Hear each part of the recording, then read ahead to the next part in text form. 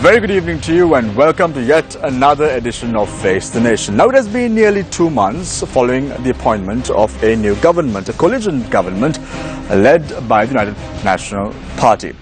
Now what is the progress? Where is this government really heading? Are they on the right track? Has this government been able to fulfill the pledges made to the public to arrest those who are corrupt and bring forth and put in place good governance? To discuss all this and more, we have with us three guests this evening on Face the Nation. Let me introduce to you the Minister of Skills Development and Vocational Training, Minister Mahinda Samarasinghe. A very good evening and welcome to the show, Minister. The Chairman of the Strategic Management Enterprise Agency, Mr. Octomber. Good evening and welcome to the show again. And the leader of the Liberal Party, Professor Rajiv Vijayasinghe, was also a member of the previous parliament. Let's start off with Professor Vijayasinghe. Professor, 2 months now since the appointment of a new government. On the 8th of January, we saw change. Is there good governance in place? The time starts now. Well, as you know, one of the reasons I resigned from the government way back in February was I felt we are not moving fast enough on the pledges made in the manifesto of the President. I should tell you that I'm no longer leader of the Liberal Party because I resigned from the party about a month ago. And I think I would say that we need to move more quickly. This, of course, was my clarion call in the last Parliament, and I'm afraid the previous government didn't move fast enough on the issues about which I was particularly concerned. It moved very well, as I believe I've said, on things like infrastructural development, but the whole point of winning the war as successfully as we did, and I believe we did a great job in that, was to actually have a sustainable peace. And for sustainable peace you need to develop structures, and the last government was not really interested in structures. Now, I'm afraid the present government, I don't think it's uninterested, but it's not moving fast enough. For instance, there were several pledges in the manifesto about things like transparency and accountability, and nothing was done about them. Now, if you take certain measures that I think required swift remedial action and still be mused, for instance, at why we have not published the commission reports that the last government did obtain. You know, there's a comment, I think, the UNHCR report saying that our judiciary is unreliable. I don't agree with that. I think on the whole our judges did a very good job, and to me the standpoint of this was the Udalagama Commission.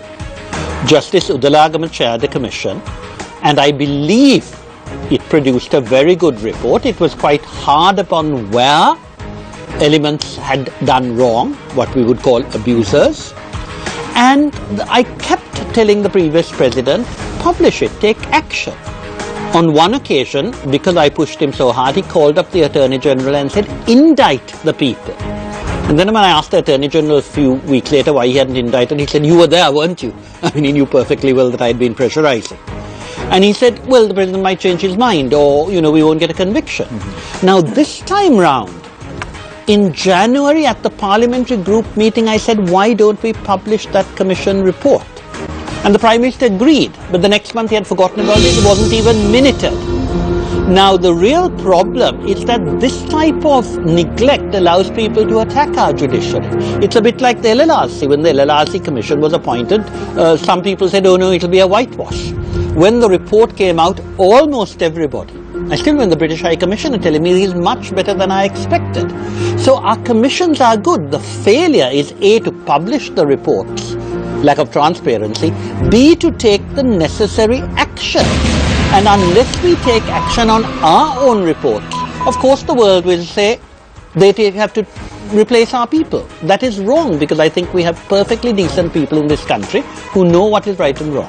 Thank you very much, Professor Rajiv Vijayasinghe. Professor Rajiv Vijayasinghe was a former member of the previous parliament and was the former leader of the Liberal Party as well. I now move on to Mr. Octomber. Professor Vijayasinghe's comments on the government not moving fast enough. Is the government really on the right track, on the right footing? The time starts now. Well, now we need to understand until very recently we need to consider we were working towards a change and we were going through a transition period. Only very recently, after the elections and after the forming the cabinet and assigning the task to each and every ministries, only this process completed. So I'm not worried about the past. I mean, before January 8th and after January 8th until now. What's most important is what we are going to do during the next 3 years. So from the government side, are they ready for that to fulfill certain tasks assigned to them during the next 3 years? I believe, I agree with Professor Vijay Singh that we are not moving at a rate which is satisfactory for us. I'm not worried about what happened in the past, but for the future, we are not ready. So towards that, I think we need to work very hard and we need to be very careful because we need to face certain severe issues in the future. Now, what's the next step of this Geneva process and how we are going to react to the domestic mechanism and how we are going to achieve that. And on top of that, now there's an issue of the financial situation, how we are going to address the immediate issues as well as long-term issues. And on top of that, I believe the most important part of this alliance or the national government or whatever you call it, what exactly they are going to do during the next 3 years, which is very important because now they have formed a government with the two major parties. Towards what they are working. I mean, we need to identify strategic sectors. Why we need to have a national government or the two major parties join together to have a form a government is to make sure that we will be having right policies and strategies for the future, not for the next 5 years, but for the next 10, 20, 30 years. So towards that, how can we have a common platform working together to achieve this? I believe the negotiations or the dialogue or the discussions are not happening at a rate which is satisfactory to the general public. So they need to act very soon and come up with certain initiatives to build up this consensus for finding solutions to the strategic sectors. The Geneva issue and the future of reconciliation process, it's one aspect only, the financial issues, and for the mainly for the major sectors, agriculture, energy, transport sectors, we need to have firm programs. So we need to work very hard to achieve that. Thank you very much, Mr. Octomber. The people are not satisfied in the way in which this government is moving forward. That is the gist of what Mr. Octomber said. I now move on to the Minister of Vocational Training and Skills Development, Mahinda Samarsinghe. Minister, your president, before the 8th of January, the leader of the Sri Lanka Freedom Party, pledged that the corrupt will be put behind bars and action would be taken against those who are corrupt. However, it has been nearly 9 months now. Nothing concrete has taken place. What is the reason behind this? The people are really not satisfied. The time starts now. Well, I think your initial question to the other two was about good governance. And what I want to say on behalf of the government is that we are clearly committed to good governance. It's up to others to judge whether there is good governance. I think the reception that His Excellency the President received in New York was demonstrative. The fact that there was a lot of goodwill shown by the world leaders that he met, as well as the reception that he got during his speech to the UN General Assembly. Soon after that, we saw world leaders lining up to congratulate him. So these are indicators that we are heading in the right direction. Now, if you look at substantive steps that have been taken, I would say the 19th Amendment was a substantive step. The 19th Amendment would not have been possible if not for the President getting involved in mustering the 2/3 that was needed to see that constitutional amendment through. Now, with that being put into place, we were struggling with the Constitutional Council. The new Parliament has now put together the Constitutional Council. I think it was today that they had met and sent the names to a number of commissions. So it's for the President to then accept it and appoint it. He can't challenge the names because that prerogative that the President exercised was taken away by way of the 19th Amendment, as well as some of the extreme powers that the executive presidency held. And that was once again a demonstration of moving towards good governance structure in this country.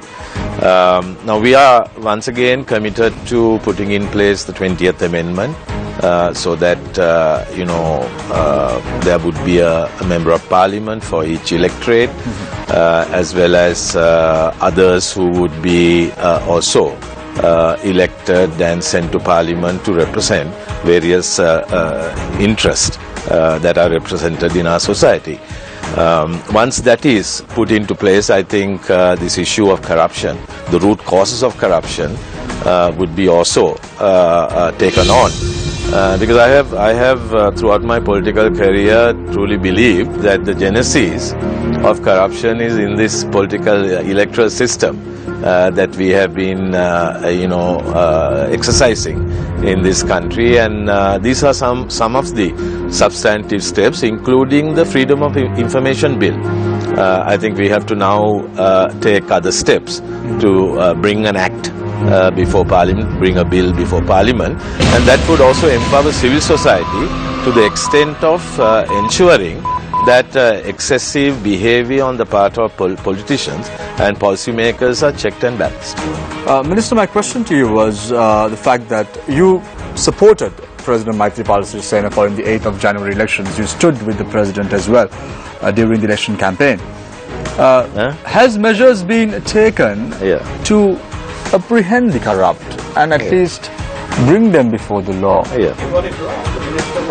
Not supportive of Maithripala Sirisena in January, although I must say he's been solidly behind him. No, I was not part of Asoka's entourage who supported the President, but of course subsequent to the presidential election. Well, my question to you is, let's forget about that, Minister. The question to you is there a unforeseen hand to protect those who were corrupt in the previous regime? It seems like that at present. I don't think so. These allegations that have been put forward need to be proven. I mean, this takes time. You can't just sit in an office and say that person is corrupt because so and so says so, and then apprehend that person and put him behind 9 months not enough, not sufficient? Well, I mean, sometimes this takes a long time, but I think we have to cultivate a sense of urgency because the general public of this country is demanding action. And a lot of people are frustrated that we have taken a long time, but of course, when you go through a due process, it takes time, but we have to now, I think, get our act together and show some results. Can I make a point on that, on this? Yes, Professor. You see, one of the factors, and I think the Minister was perfectly correct to stress the importance of the Right to Information Act, because what we also pledged in January, and I was there, and I helped to contribute to the manifesto, although Ashoka, I think, did the bulk of the work on that. Excellent job he did. The longer manifesto. But the simple point is that transparency. What we need to do is make sure that assets declarations are in the public domain. Now, one of the few things I was trying to do in the last few months of the last Parliament, I actually got the Speaker to agree that the standing orders should, like in the New Zealand one, make sure that the assets declarations of all MPs are brought before the public. And to me, I told Karuja Surya this, I'm not in favor of witch hunts, but I'm in favor of the money plundered, whatever was plundered from the people, being restored. So what I suggested was transparency, allow people to question the assets, allow people to challenge the assets declarations, but allow people to return all the excess that they can't account for, and then amnesty them. because I think you're perfectly correct. A lot of money went astray in a lot of areas. And don't forget, it wasn't only the last government. I agree with the minister, the electoral system has made things worse. But I know we had it all the time. Get the money back. Don't just witch hunt. Thank you very much, Professor. Let me introduce our journalists this evening. On to my immediate right today is Faraz Shawkat. Good evening, Faraz. Nice to have you on the show. On to my immediate left is Sonali Wanika-Baduge. And on to my far left is Stephanie Lazarus. Nice to have you on the show as well. Let's start off with Stephanie today. Well, this question is directed at Minister of Vocational Training and Skills Development, Minister Mahinda Samarasinghe. Well, earlier you said that the government got a warm reception in the United Nations General Assembly in New York. The President. Yes, the President and the government per se. But does that mean this was due to the government's progress in terms of human rights, justice, uplifting law and order, or is it because of the government's new leanings towards the United States and its allies? Well, I think both. First part is, I think, more prominent to explain why we got this kind of very good reception, why the President received that excellent reception in New York. I think, although we don't think so much of it, there are lots of people watching what we do. There are embassies. Most of these big countries have missions here, have either high commissions or embassies in Sri Lanka, and they are better informed sometimes than we are. I can give you a specific example. I think Rajiva may have also been there when John Holmes, the previous representative of the Secretary General, and also he was the head of OCHA. The Secretary General for Political Affairs of the United Nations. No. Affairs. That's right, humanitarian affairs. There's an organization called OCHA, which is headquartered in New York. And John Holmes visited Sri Lanka during the war. And one occasion, I was entertaining him as Human Rights Minister for dinner at a certain hotel. And, there were some key high commissioners and ambassadors around the table. Rajiva also may have been there because Rajiva was the secretary to the Ministry of Human Rights at that time. And all of a sudden we had a blackout.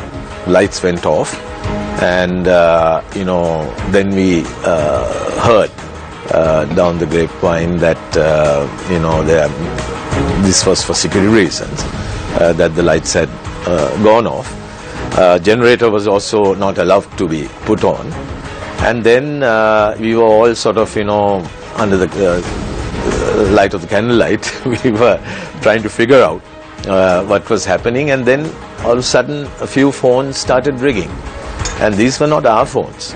Palita Kohana was also there, and these were not our telephones. They were telephones of some high commissioners and ambassadors of leading countries, and they answered the telephones, and then they came back to us and said there has been a plane that has flown in and crashed in one of your government buildings.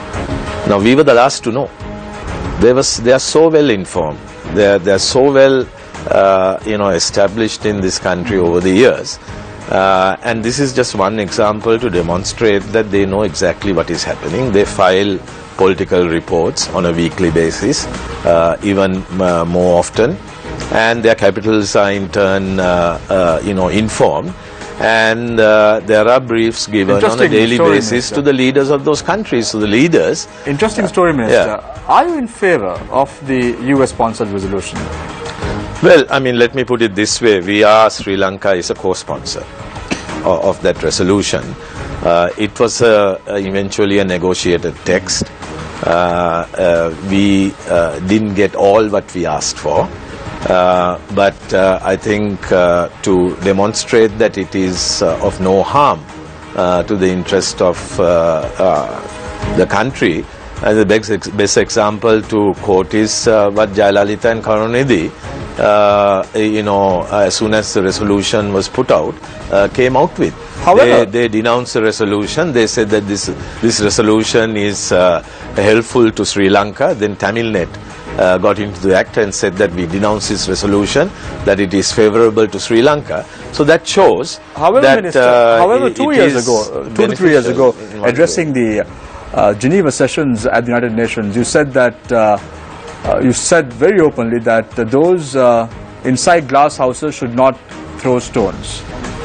So you were against the US-sponsored resolution back then. So you changed your policy as well. You changed your stand as well on this resolution because? No, my response at that moment to say that those who live in glass houses shouldn't throw stones was aimed at some references that were made by ambassadors representing some Western countries when a previous resolution was taken up, not this last resolution, not the 2015 resolution. That's right. I think it was, if I'm not mistaken, the 2012 resolution, right, which was the first resolution after 2009, where we lost. I was representing the country. I was the leader of the Sri Lankan delegation. There were certain allegations that were thrown at us. We felt that it was not justified, and I retorted on behalf of the country by saying those who live in glass houses shouldn't throw stones. So that was a moment where I had to stand up for my country. Professor Jayasinghe, overwhelming support from the international community. There was a warm reception to the President in New York as well. Are we on the right track as far as strengthening our international relations are concerned? No, I think we're entirely on the wrong track. And I think we're not taking advantage of the fact that the world is actually, and I think as the Minister said, absolutely delighted that Maithripala Sirisena is the President. As indeed I am. I was one of the few who came out in his favour before the election. And I still think I did the right thing. But what I did not anticipate was that what I believe is old traditional SLFP foreign policy, which I believe the President is well equipped to put forward and which is in his manifesto, would be taken over by hankerings after what I call the Jaya Jayawardhan type of foreign policy.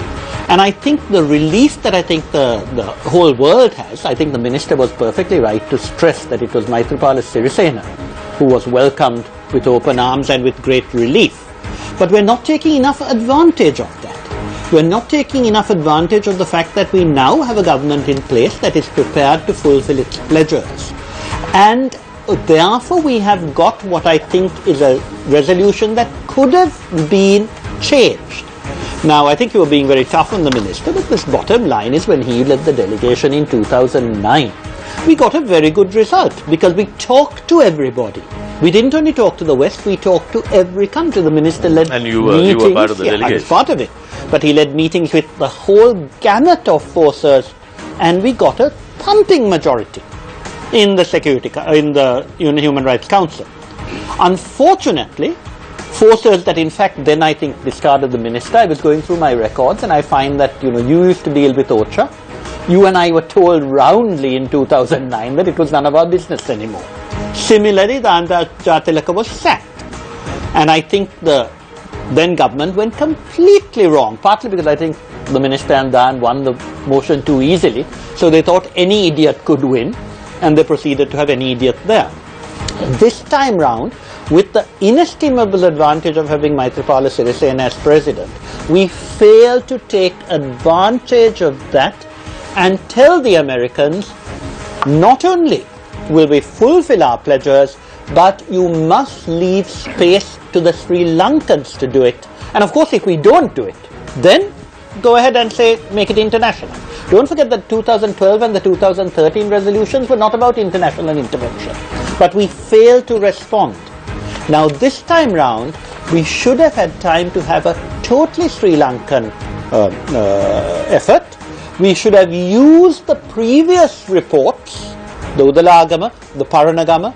Sir Desmond De Silva has done an excellent job, and we are not showing the world that we can look after ourselves I personally believe that our soldiers fought a very clean war, and all the evidence that's coming up, and including in the Zaid report, is about what happened afterwards. And I was the first to say, I got scolded in 2009, if you remember, because I said there were civilian casualties. So why are we not taking advantage of a good government, a good president, and commitment to our promises? Thank you, Professor. Mr. Minister, issues closer to home. Youth unemployment is an issue that we're facing at present due to lack of basic or adequate education, social vices, drugs, alcohol. We see youth in street corners, in pavements with no jobs. They're a burden to their families and to society. Now, these youth are our future. What are you going to do about it? No, this is a huge problem. I am with you on that. And we need to cultivate a sense of urgency to deal with that issue. And the portfolio that I have got, I feel is an excellent tool to achieve results in favor of securing a better future for the youth of this country. Now, my approach is going to be not to hand out jobs to them, but to make them employable. We are now in the process of putting together a strategy which would base itself on a demand-driven training skill being disseminated to the youth of this country, not a supply-driven, right, but a demand-driven. So our thinking is that jobs today are available mostly in the private sector. Government will get even smaller as we go along, because budget deficits are ballooning, and that is the shortcut to inflationary pressures and various other economic ills coming into play. And we want to have a very close nexus between government and the private sector, even to the extent of ensuring that the curriculum is developed with private sector participation. Because if jobs are, employment opportunities are available mostly in the private sector, then we must be in tune with private sector demands. Otherwise these young people will not be employable. And the other thing that I want to promote, and I've already had discussions with foremost professor of English, Professor Rajiv Vijayasinghe, to disseminate English language communication skills to the young people of this country. I think that would also break down the social barrier that is there, because when we go to the West, we see the white-collar worker and the plumber sitting down in the same pub and having a beer or going to the same restaurant. There are no social barriers there. We need to get to that level in this country, and vocational training is still being looked down upon. University degree is preferred, but we don't need university degrees. Can we put a time frame to this methodology? How long will this take to start implementation?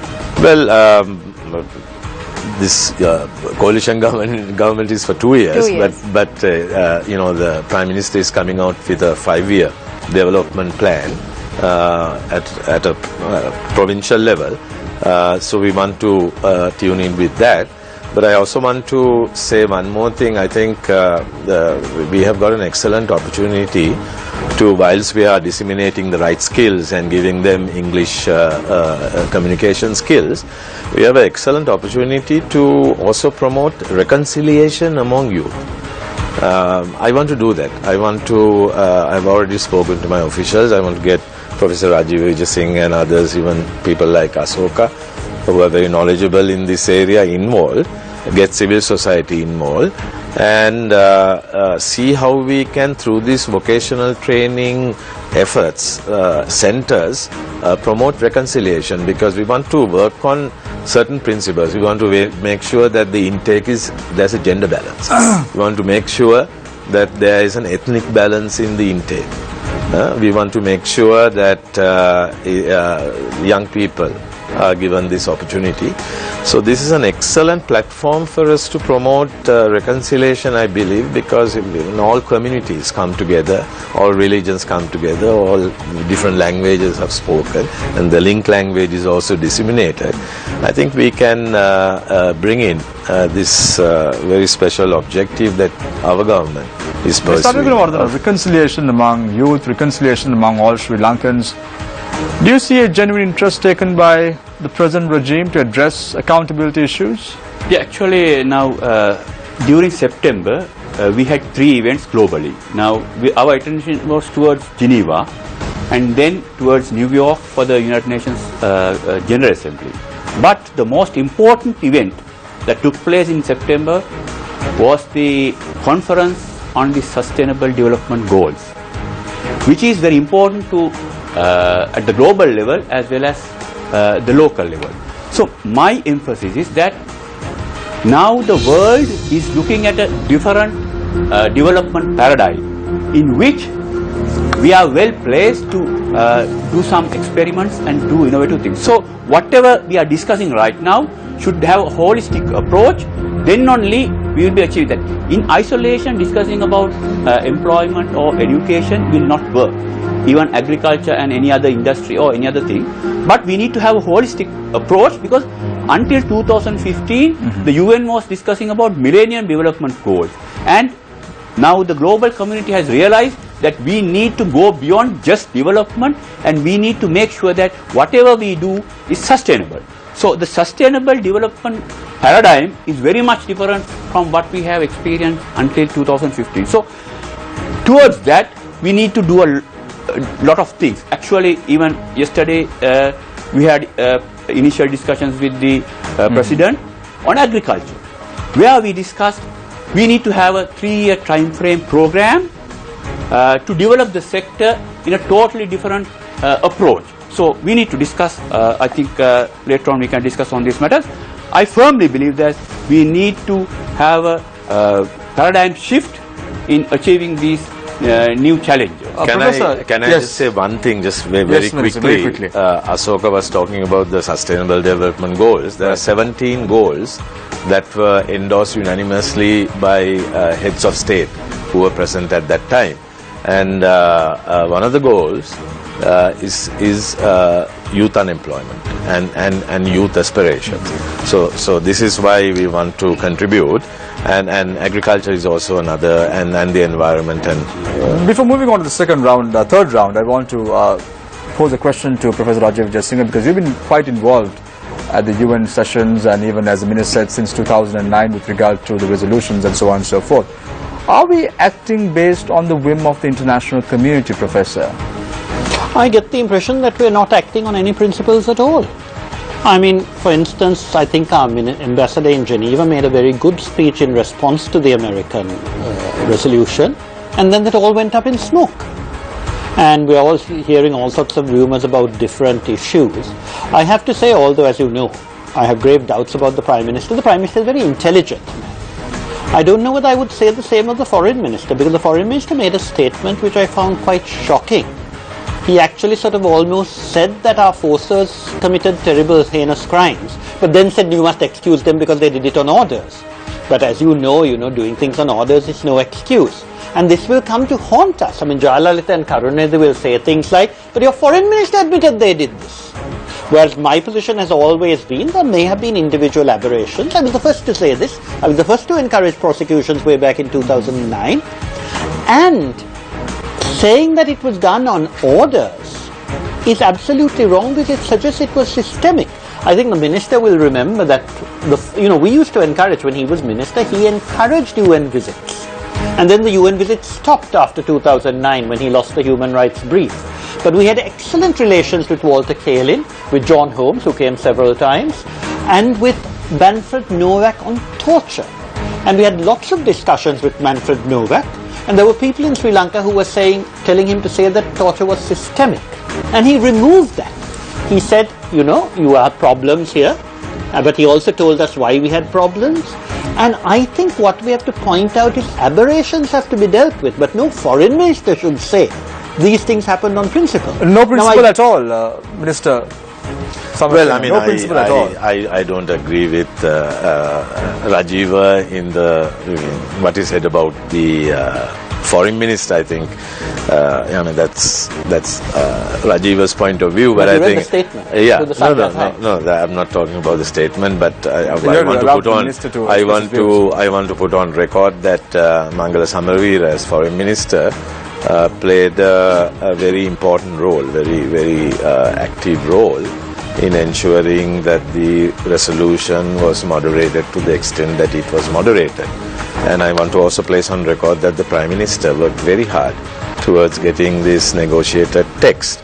Of course, the President's, the prestige that he has cultivated, the way that he was received and the way that he's accepted by the international community was the icing on the cake.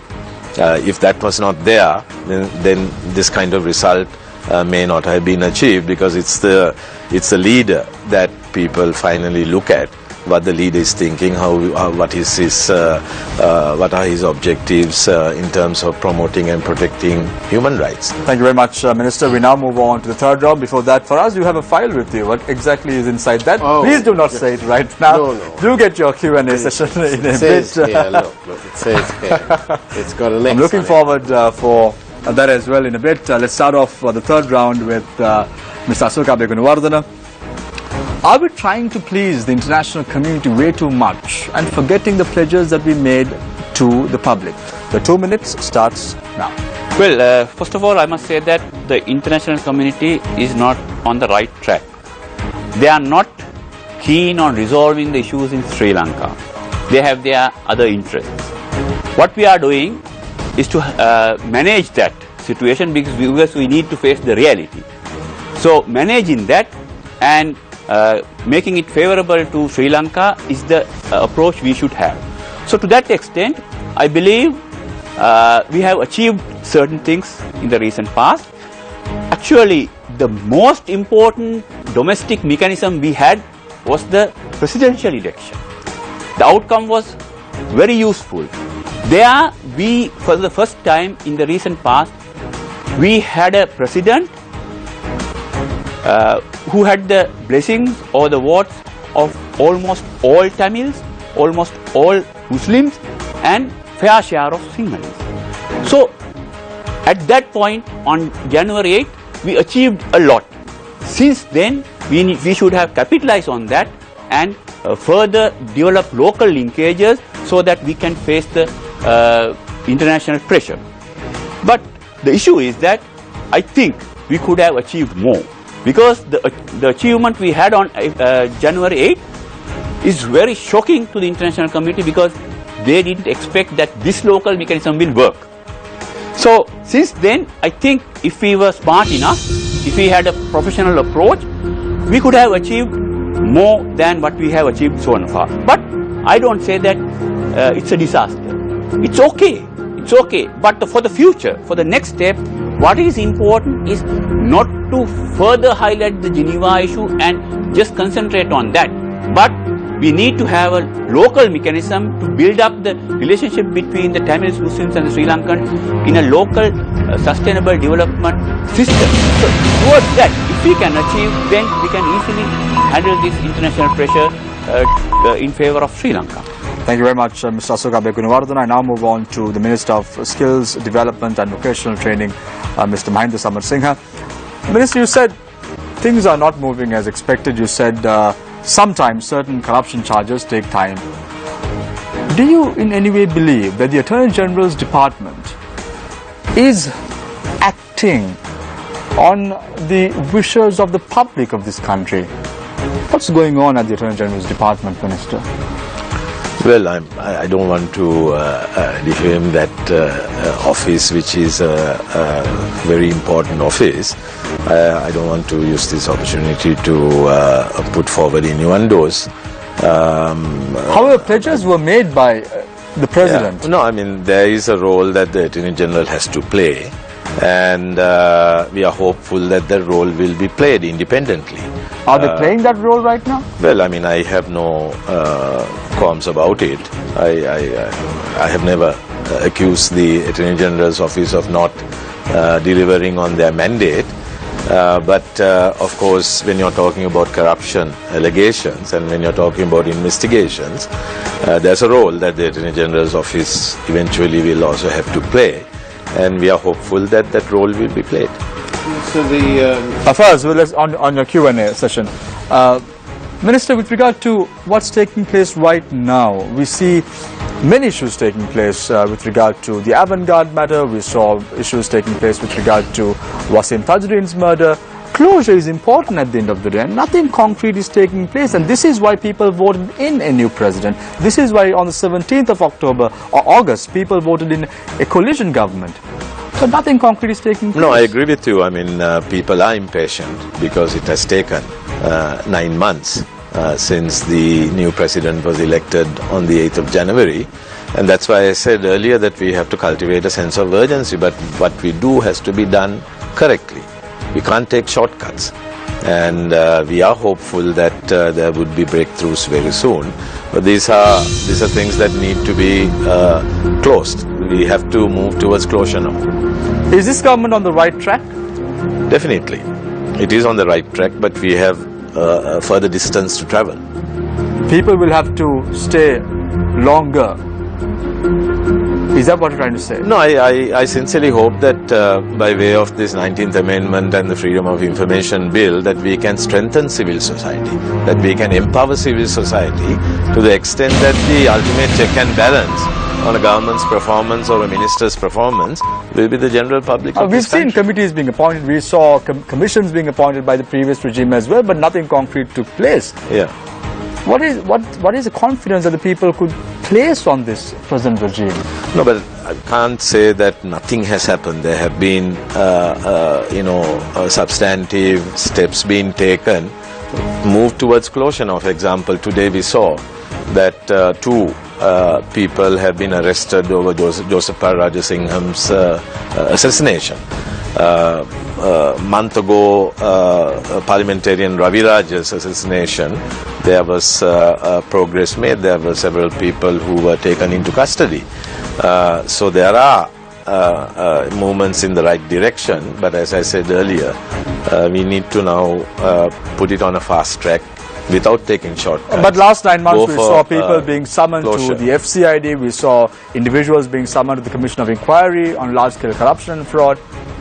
But that needs to be done. I mean, you can't conclude investigation within 6 or 7 hours of questioning someone.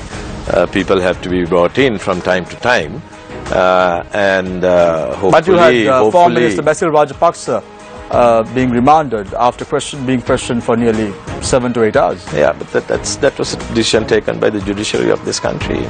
Thank you very much, Minister, for that. I now move on to Professor Rajiv Jaisingha. Satisfied with the Minister's answer? Your 2 minutes starts now. I think what we have to do is have a conceptual change in the way we approach these things. And, this was something I put forward in the National Reconciliation Policy that I advanced 2 years ago, after discussion with the TNA, the UNP and a lot of civil society. The then President ignored it. I sent it to President Kumartungga, who is in charge. She said, very good ideas, we'll incorporate it. She has done nothing about producing a policy, and she spent a paragraph attacking Mahinda Rajapaksa. This is part of the problem. We need to move towards reconciliation, not recrimination, and as you said, we need towards closure, not retribution. Now, what we said in that policy is the most important thing is restorative justice. There are many people whose face the disappeared need to know what happened, and restoration. Punishment is another matter. I think the Minister is perfectly correct. You can't start arresting people and charging them at the drop of a hat. That takes time. But because you have so much urgency and so much anxiety on people to settle matters, that is why I said move towards a restorative method of justice. If there is corruption, if you're going to go and search to do prosecutions, that will take ages, and you might even get an acquittal, because we have a criminal justice system that ends up in acquittal. But get the money back. Another simple matter that I tried to get Karujasuri to do, the Minister mentioned this reports from embassies. I said, why don't we insist on job descriptions for our public officials? Why don't we insist on reports? Why don't we insist on those reports being put up on websites, because the people need to know. I think there are three absolute keys towards good governance. The first is transparency and accessibility of knowledge. The second is accountability. Get the finances and the accounts available on websites. And the third is do not look for retribution, look for restoration, for closure, to settle a matter in the interest of justice. That does not always involve punishment, but it does involve that those who have suffered are recompensed. Thank you very much, Professor Rajiv Vijayasinghe. Fourth round, and let's start off with Faraz. Hello. Thank you. Gosh, that was a long wait. Minister, I think this must be for you. We spoke about this long delay in bringing some justice, but we have so many matters, and they certainly can't possibly take this long to investigate. We have, I won't mention the names of these companies, but there's one that we can, which is already mentioned, is the Avant-Garde matter. There's a clear abuse of power there. We had allegations in the run-up to the January elections that a television station was owned by the former First Family. 9 months later, we find the authorities struggling with being able to prove any of these things.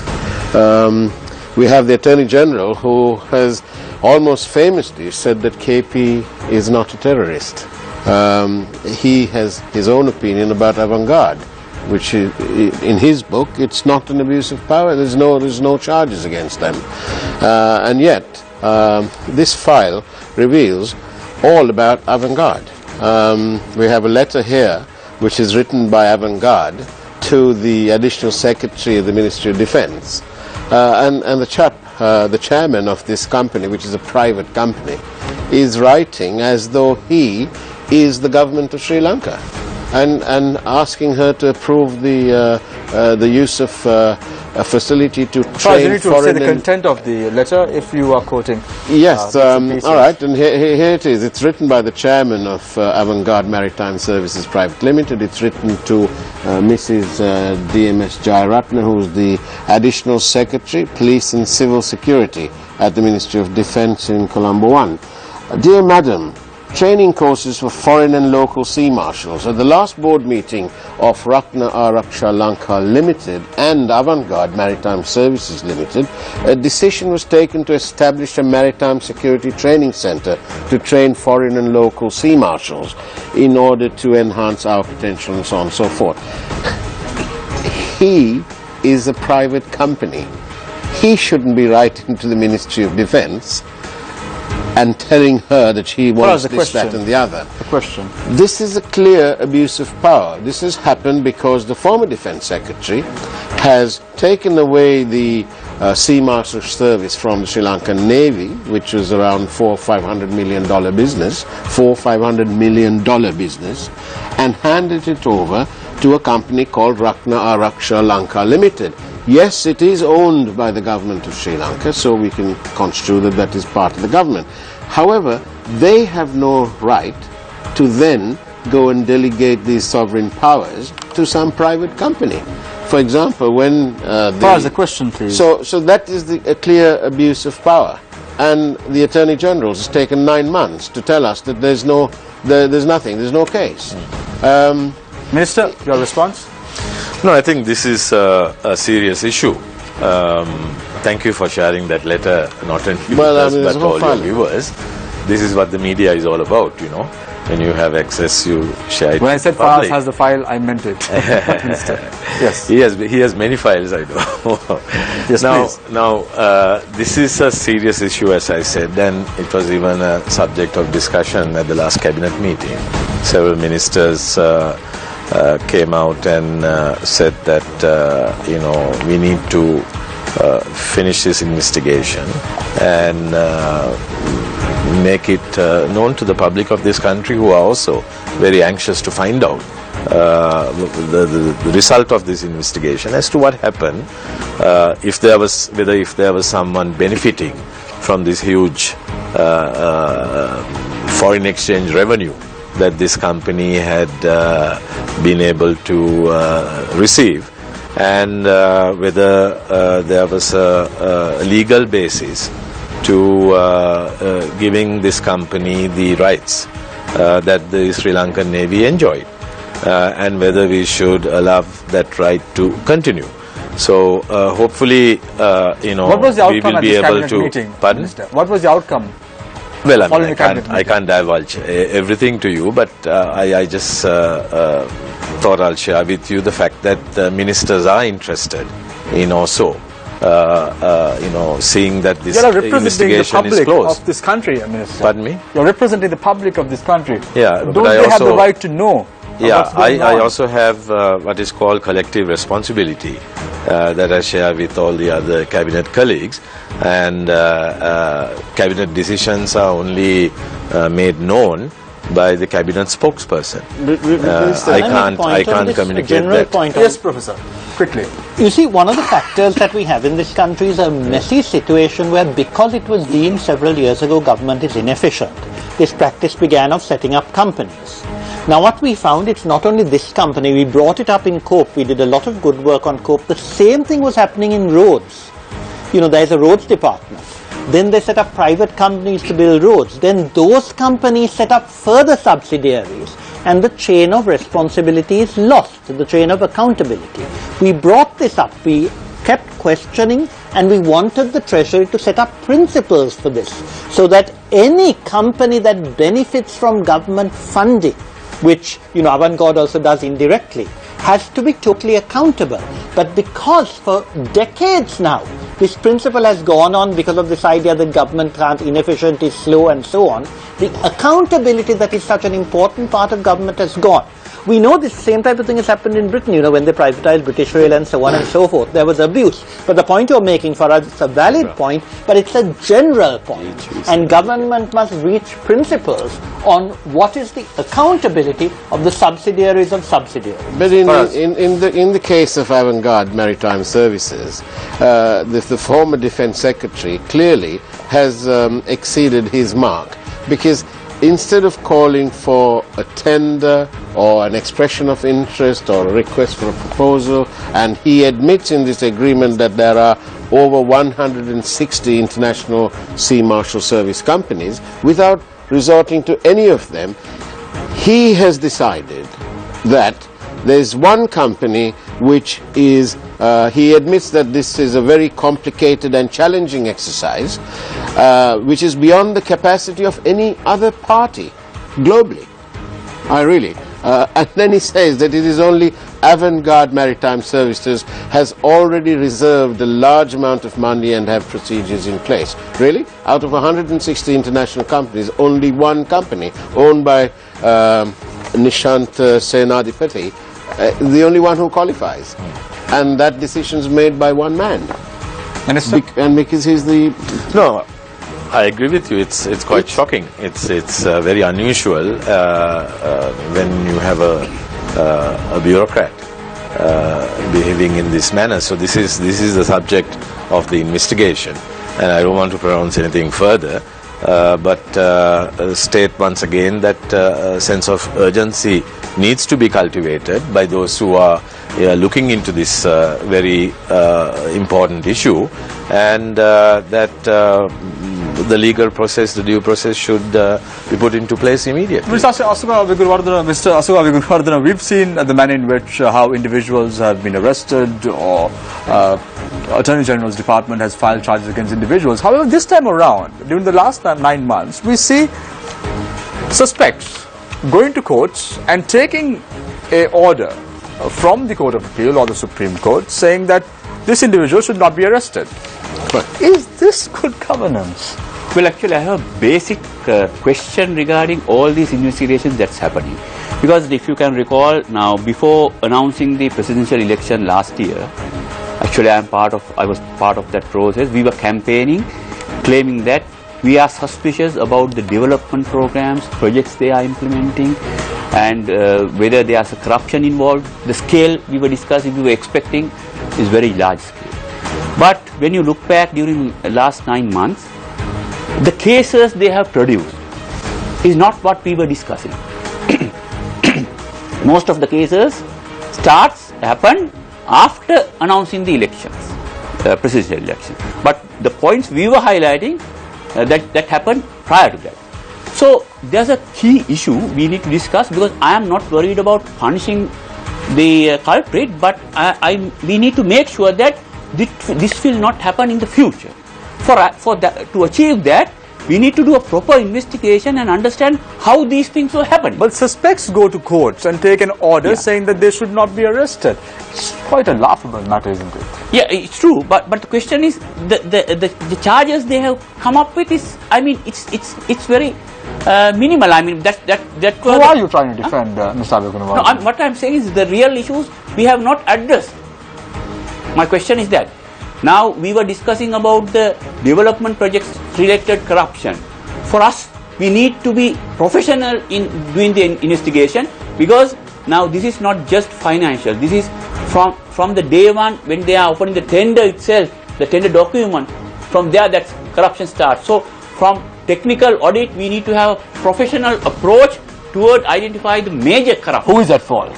Yeah, what I'm saying is that we are not prepared to face this, the cartel or the process they had.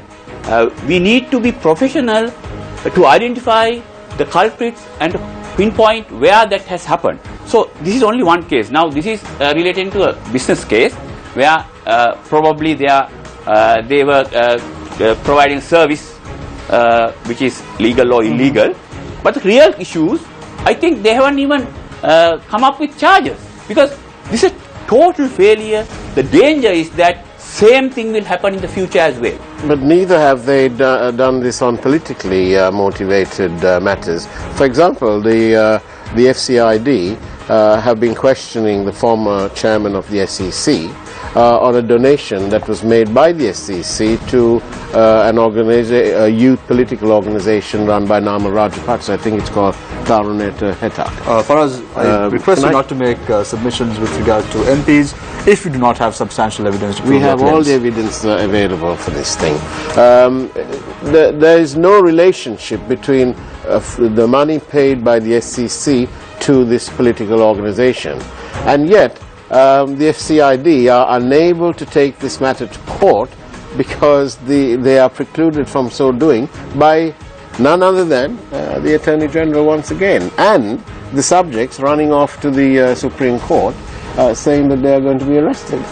So either close the FCID down and forget all about it and let them all get away with it. But the expectations of people, Minister, are going down the pan. Minister? I agree with Minister, you were part of the previous regime, you were part of this regime as well, and you seem to agree with everything that the journalists are saying.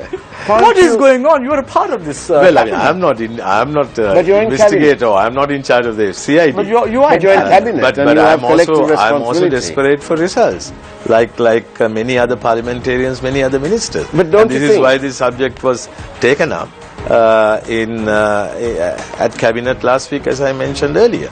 So we are also hopeful that there would be conclusion of this case. Suspects running to court and saying that they should not be arrested. That is a legal That's democracy in place, is it? That is in our laws. Anticipatory bail is something that you can seek, and it is the judicial system that grants that. But the week before that is not something that you have picked that we have picked out of a hat or whatever. That is part of the legal basis of this country. I leave it to the public to decide what they should gather from the three guests who are talking here today. I'll leave it to Sonali to start questioning now. Yes, Mr. Minister, combating police brutality. This topic has come into quite some discussion over the recent past. Example, Seya Sadevmi's killing, the actions of the Kota Denyawa police have been criticized. It has been somewhat of a fiasco. Now, if we take the law, how a police officer must treat a suspect taken into custody, it's all laid down in the law. The police ordinance, the establishments code, the constitution, all of that is there. Now, you're essentially, Minister, a human rights guy. So what are we doing wrong, and how do we how do we get over this hurdle that we're facing with our law enforcement authorities? Human rights advocate, to be very honest. Okay, you can start now, Minister. Well, I mean, there are several areas embodied in your question. One is torture, that Professor Rajiv Vijayasinghe also mentioned in the course of his explanation, and the fact that even during the previous regime that we got down Manfred Nowak, who was a special rapporteur on torture to Sri Lanka, and there were efforts made to ensure that there is a zero tolerance on the subject of torture. There was this famous case at Octomber where a police officer was accused of caning a prisoner. That was considered to be torture, and there was action taken during the previous regime of dealing with this person. There was disciplinary action taken. I think there was also legal action that was mounted against him. So there have been instances where we have acted. We have engaged with the working group on torture in Geneva. Rajiv and myself have on many occasions met with them. We have worked with them. But there is still a long way to travel in ensuring that there is zero tolerance on torture practice in this country. So we have more work to do in that respect. As far as the police force is concerned, someone must seriously look into the way that the police force acts in this country. Now, in the previous government, we saw perhaps sometimes on a daily basis newspaper reports that a prisoner who was being transported from courts to another place or maybe back to the prison had killed himself, had shot himself, and there were even photographs of a prisoner I can remember who was handcuffed and who had had we could see the injury on the head, and the explanation was that he had killed himself. I don't know how he handled the gun when he was handcuffed, but these things, these kinds of incidents have been many in the past. Some justify these kinds of incidents by saying, okay, this was the worst of the worst that we got rid of. We have done a service to the nation by getting rid of these kinds of obvious but what about the case that I just mentioned, murderers. The suspects? Pardon? The suspects. Yeah. For example, in the case I just mentioned, Seya Sadeumi's killing. Yeah. There were two suspects in particular, a 17-year-old student and a young man of, I think, about 35-year-old. They were just arrested and then later released. Yeah, by the court. whole country is watching this case. I mean, this is a serious They case. have allegedly been beaten, threatened, intimidated while in police custody. Precisely, and then we see developments on a daily basis. We see, yesterday we saw that this Konde or whoever who was arrested, the police announcing that the DNA doesn't match the girl. Samples that was taken. So he's presumably not the main suspect at the moment, and they are now concentrating on the father, who also has a previous history of sexual harassment. So hopefully, once again, the investigators who are looking into this will apprehend the culprits and deal with them severely. Professor? That is our hope. Professor? You see, I think the case itself is horrible, and I think you need to actually both what happened to the girl and then the treatment of suspects. But I think we need to go back to systemic change. We addressed this in the National Human Rights Action Plan, and there were some very good suggestions. Before that, I had done some work with the police on police training, and when the police used to tell me, you're very pro the army or anti-us. And they told me they had a problem because their training had been cut. One of the points they made to me was it's not only training in human rights they needed, which I was pushing for. They need training in interrogation, in investigation, because of course if young people don't know how to find the answers, they resort to least resistance, hitting people. But what we set up in the Human Rights Action Plan is a system of duty attorneys. anyone taken into custody must be registered with a lawyer. We were going very far on that. You know, the minister, although he wasn't in charge of human rights officially, had been mandated to look after it. He asked me to convene the task force. We moved very well. But then we found we couldn't coordinate because there was no ministry. And in fact, I told the minister was very upset. I said, resign. You know, put it in the president's court that you must coordinate. Because to get the police, the lawyers, the judges, and the prisons people to cooperate was impossible without someone in authority. You know, all the ministries were split up. Again, they're split up. But it's all there in the National Human Rights Action Plan. The Human Rights Action Plan has been forgotten now. I don't understand why this president hasn't appointed a Ministry of Human Rights and Reconciliation. We have a Deputy Minister for National Integration, but I don't think he has any job at the moment. And what you need to do is go to that action plan, and I would welcome more publicity for it, and see the safeguards that have to be put in place. I was just going through my records.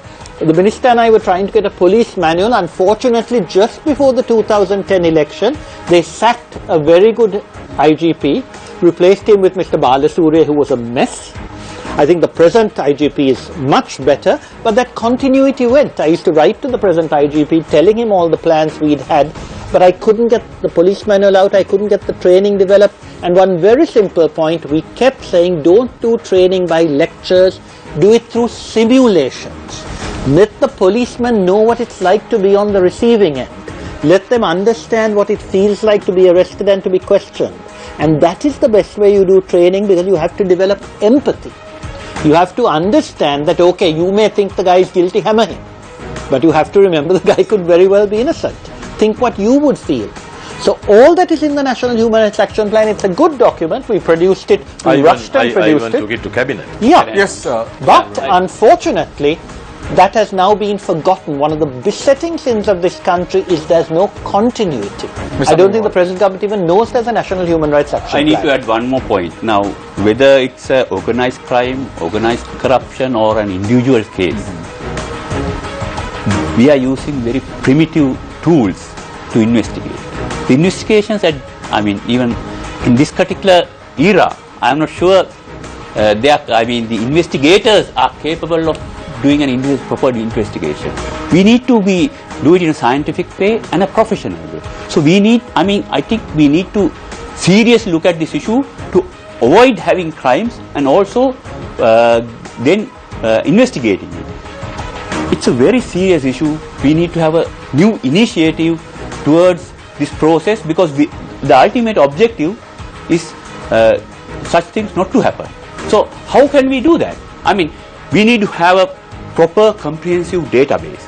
We have information, but it's not properly organized. That's why, even you investigate, you go through what happened in the recent case, the investigations had led nowhere, but then ad hoc a villager comes and says that I am suspicious about someone else. So that's how things happening. I cannot imagine how we can survive in this society if you don't have proper process in place. We need to really build up this from scratch. Can I just add one more thing? Yes, I think Minister, as much as it's important for us to demand and receive professionalism from the police force, it is also very important for us to work together to ensure the depoliticization of the police force.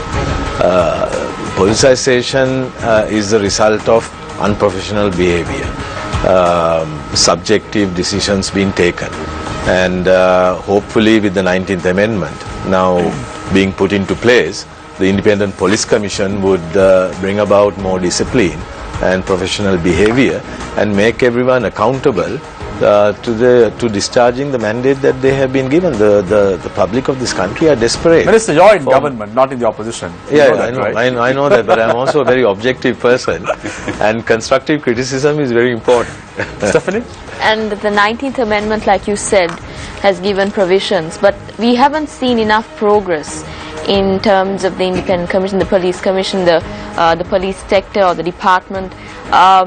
What do you think is the current government doing in order to mitigate this? Because we've seen increasing amounts of incidents of crime and rape and murder, but there seems little solution to this. So what has the present government done in terms of No, I think the putting in place, bringing the 19th Amendment into the Constitution was a major step in the right direction. And now, as I mentioned earlier, the Constitutional Council has met. They have now sent up names to some of the more important commissions. Others will follow. And what is very important for us to remember is that this time round the President of this country cannot reject the names that are sent up by the Constitutional Council. He has to accept it, and he has to ensure that the names are accepted and also appointed within 2 weeks. He can't take his time either. So that was a major achievement by way of reducing the powers that the executive presidency had, and President Maithripala Sirisena agreed to this. This is why he has received such acclaim and the excellent reception that he got because of this kind of behavior, keeping in mind that he is elected by the people and is a servant of the people. Thank you very much, Minister. We are in conversation with the Minister of Skills Development and Vocational Training, Mahendra Samarasinghe, Mr. Asoka Begunawardena, Chairman of the Strategic Management Enterprise Agency, and also former leader of the Liberal Party and former UPFA Nationalist Parliamentarian, Professor Rajiv Vijayasinghe. We go in for a short commercial break. When we come back, it's the final round. This is Face the Nation.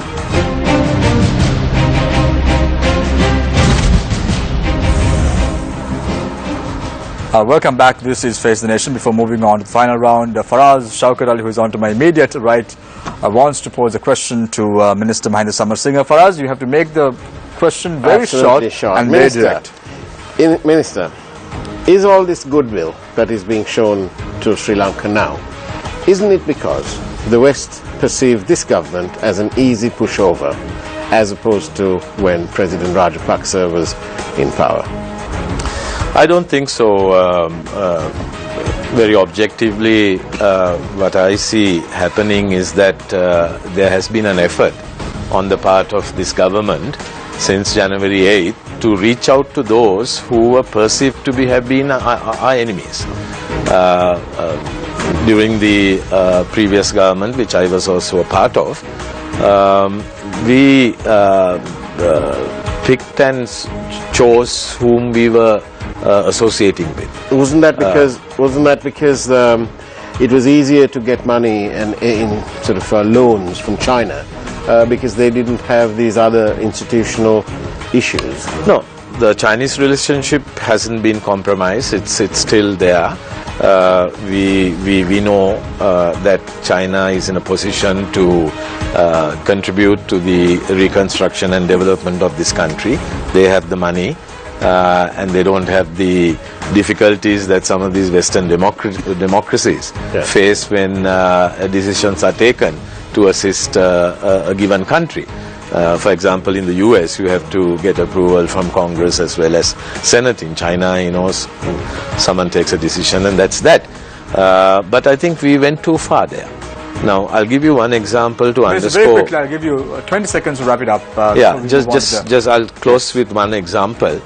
I have been going to the Human Rights Council since 2006, and what I have seen there is that although we put all our eggs in one basket, so to speak, in depending on India, depending on China, to deliver votes in the Human Rights Council. In all these years, whenever we had a vote, I didn't see China being able to deliver a single vote. Because they don't have that clout internationally to be able to put pressure on governments to vote for a given party. Now, the US has that clout. The US has that clout, and I, on several occasions when I came back, I told this to the President. I told President Mahinda Rajapaksa, this is what is taking place. We have to reach out to the West. We can't go and fight with the West. They will just steamroll us. We don't have to compromise our sovereignty and independence, but yet we have to reach out to these people. Thank you very much, Minister. I'll give 30 seconds to Professor Rajiv Jasingh also. Finishing off, yes. and President Maithripala Sirisena's government has done that, and that is the benefit. Professor Rajiv Jasingh, 30 seconds I'll give you because I you also part of to add that I think the last government was wrong to think China was okay, just as I think the present government is wrong to think America is okay. America has more influence, but I think the great missing factor, which the last government failed to do, although when Dhanraj Tilak and the minister were around, we did it, is India first. Because India has a lot more soft power in terms of moral persuasion. I agree. We sacrificed India from 2010 onwards. We didn't even bother to answer their letters. In 2012, they sent us a letter that was ignored by the Foreign Ministry. So I think the key is really the President's manifesto. If you read the President's manifesto, both certainly the longer version, says very clearly, and the SLFP manifesto, don't forget the UPFA manifesto, he was the leader of the UPFA, stressed the need for a policy that centers on India and China and Asia first, but with good relations with the West. We were foolish in alienating the West. I keep saying that if we had answered the Kerry report when it came out in 2009, we would have done much better. We ignored it. But I think the missing link is not to go 100% for America, because the other point you made is perfectly valid. In an election a year, America can be very volatile. It is not to ignore China at all or to go 100% for China. It is to do the traditional SLFP path of non-alignment, centering on Asia, moving outward to the rest of the world. Thank you it very is much, in the Professor. manifesto. Thank you very much, Professor. We now move on to the final round. Each speaker would get 2 minutes each. Let's start off with Mr. Asoka Begunawardena. Mr. Begunawardena, are we on the right track? Do you want to see any changes? Yes, definitely. Now the approach should be changed. In all these spheres we discussed, we clearly saw that lack of professionalism, no scientific approach. So in all these spheres, we need to add this flavor of professionalism.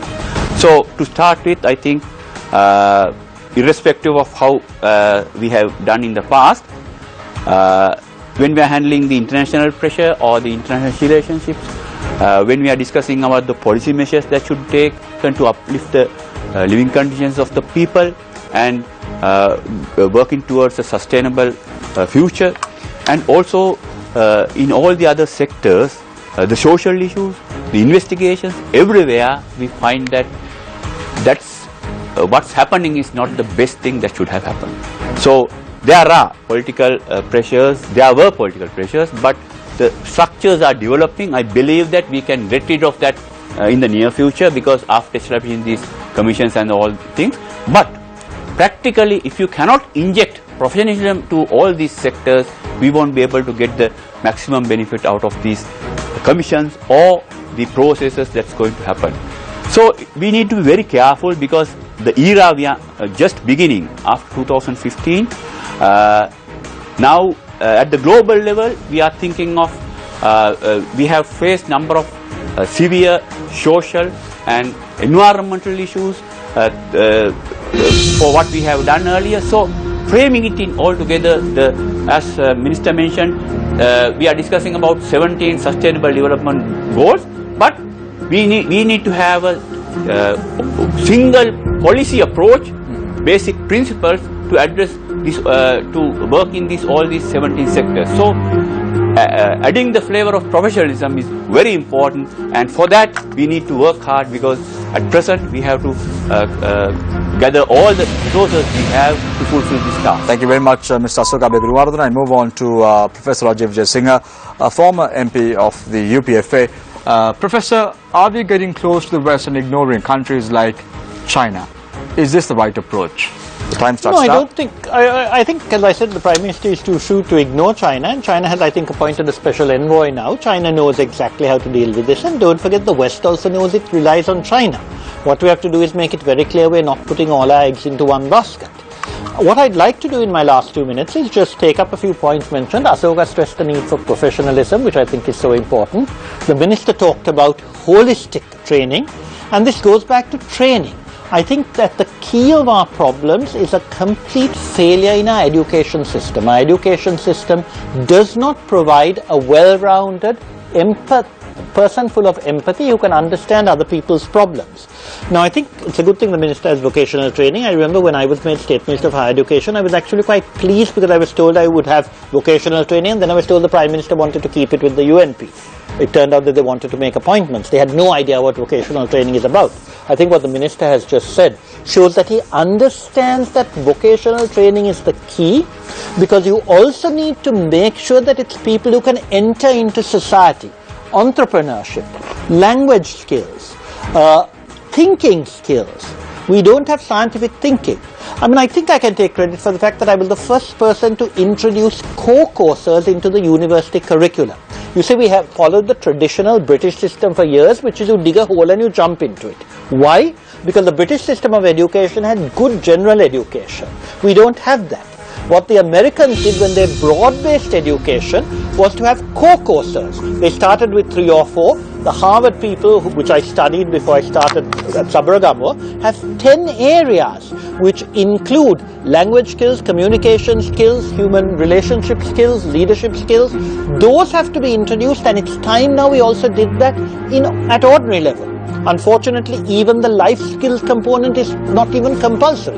So it's education and training that is the key, leading towards the production of a holistic, entrepreneurial, imaginative person. Thank you very much, Professor Rajiv Jaisingh. I now move on to the Minister of Skills Development and Vocational Training, Mr. Mahendra Samarasinghe. You said constructive criticism is good and you look at things very objectively. Minister, if that is the case, what is the way forward for this UNP-led government? Your time starts now. Well, I will first correct you. This is not a UNP-led government. This is a coalition government headed by His Excellency the President. Minister, now, as far as our journey towards achieving comprehensive reconciliation in this country, and the development that we want to bring into the country, I think we have to be mindful of the fact that we missed the bus in 2009. 2009, with the Geneva Resolution being adopted by nearly 2/3 of the Council members, we had an excellent opportunity to demonstrate our commitment towards ensuring comprehensive reconciliation in this country, and also showing our commitment towards accountability. Because after all, when the Secretary General of the UN came to Sri Lanka soon after the war, the previous President and the Secretary General issued a joint communique taking on the responsibility of accountability, but we didn't do it. Now we have got another chance, and we have to now show commitment to ensure that we implement what is in the resolution, because we have to be mindful of the fact that in June of next year there's an oral report that is going to be presented to the Human Rights Council. In 2017 June, there's going to be a comprehensive report that is going to be presented to the Council, and we have to ensure that we achieve substantive results in accountability, in promoting and protecting human rights, to demonstrate that we are on the way towards comprehensive reconciliation, because I don't think within 2 years we can achieve comprehensive reconciliation. It will take many more years, but we have to show, we have to demonstrate that like in 2009, we have not sat back and not done anything, but that we have done substantive things. Thank you. And through that, we can win the confidence of the international community. Thank you very much, Minister Samarasinghe, Mr. Asoka Begunawardena, and Professor Rajiv Jaisinghe. Thank you very much, Stephanie and Sonali. For us, thank you very much. Next week, will I see a new file? You will. Blue color. Thank you very much, Faraz, as well, for joining us this evening. I leave you tonight with a quote. Mere good governance is not enough. It has to be pro-people and proactive. Good governance is putting people at the center of the development process. Take care and good night.